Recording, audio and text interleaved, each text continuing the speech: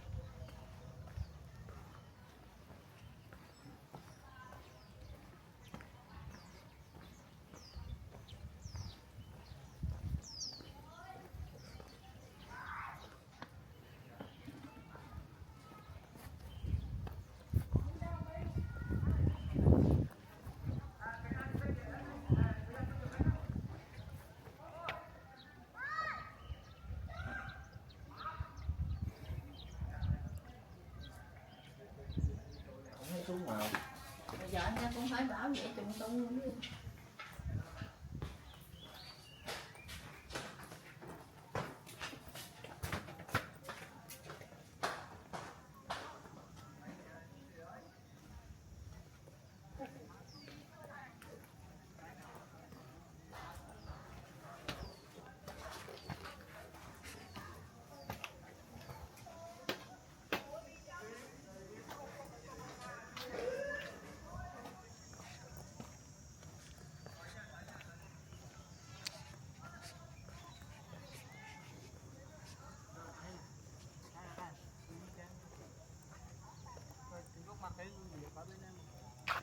Sẽ là cân thẳng tay làm nên cầm lại rồi nghiêng mặt qua, nghiêng ngả đâu coi bên này này, đó nghiêng mặt qua là nghiêng mặt đó, đúng rồi.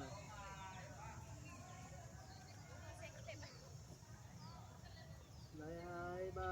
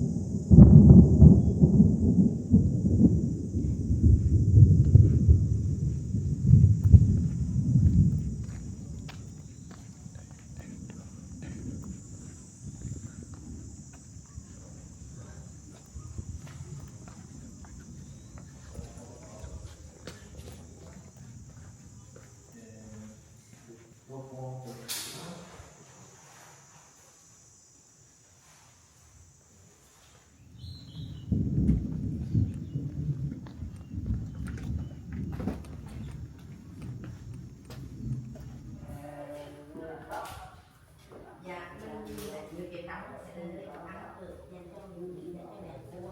Đây một cái bộ bao thì của chị mình con bộ bao là mình đã có chia sẻ với hai bạn là người được không? Và khi ngủ dậy thì người mẹ của cô cũng sẽ có người chăm sóc cao điểm sắc đẹp cho mình là như vậy. Bây giờ mình di chuyển.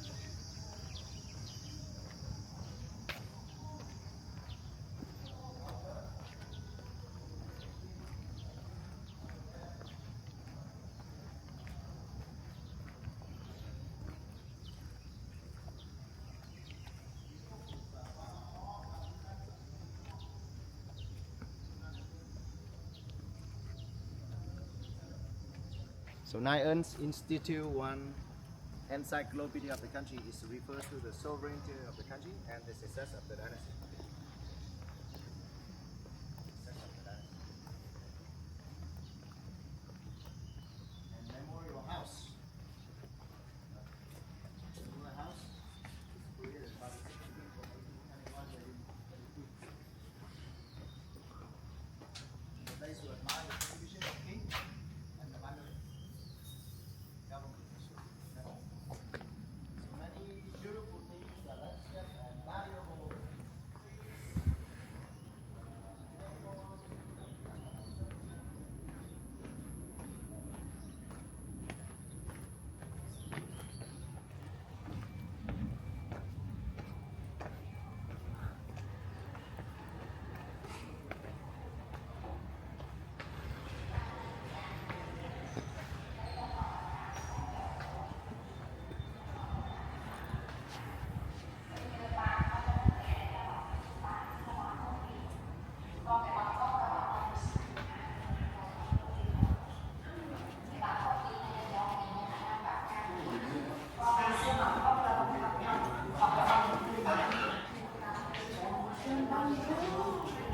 Đây nào, đây là cái gì?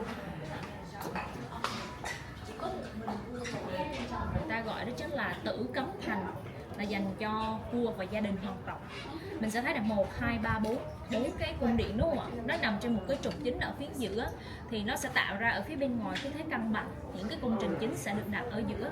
Và mình để ý là tất cả những công trình ở đây đều hướng mặt ra phía nam, bởi vì nhà vua quan niệm đó là phía nam là hướng tốt để cai trị đất nước.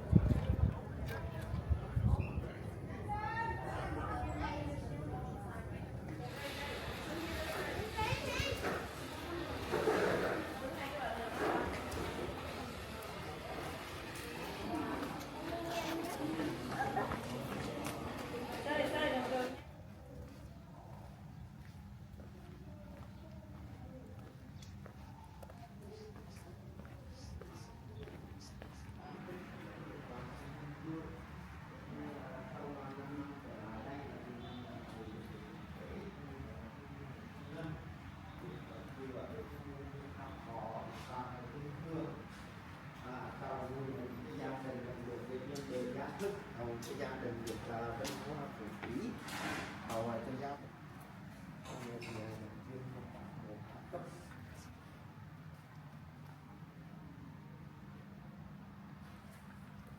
thì gọi quay lại ngoài những cái cháu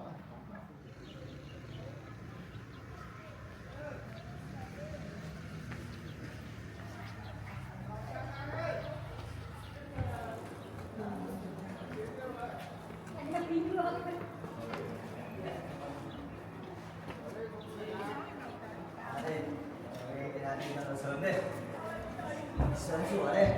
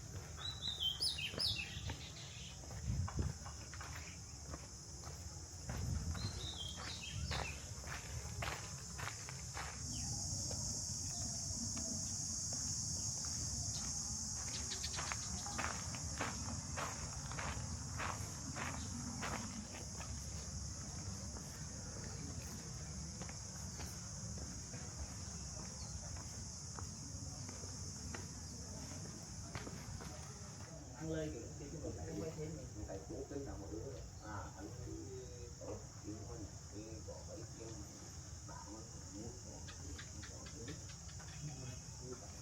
đổi theo một năm gọi có được không lâu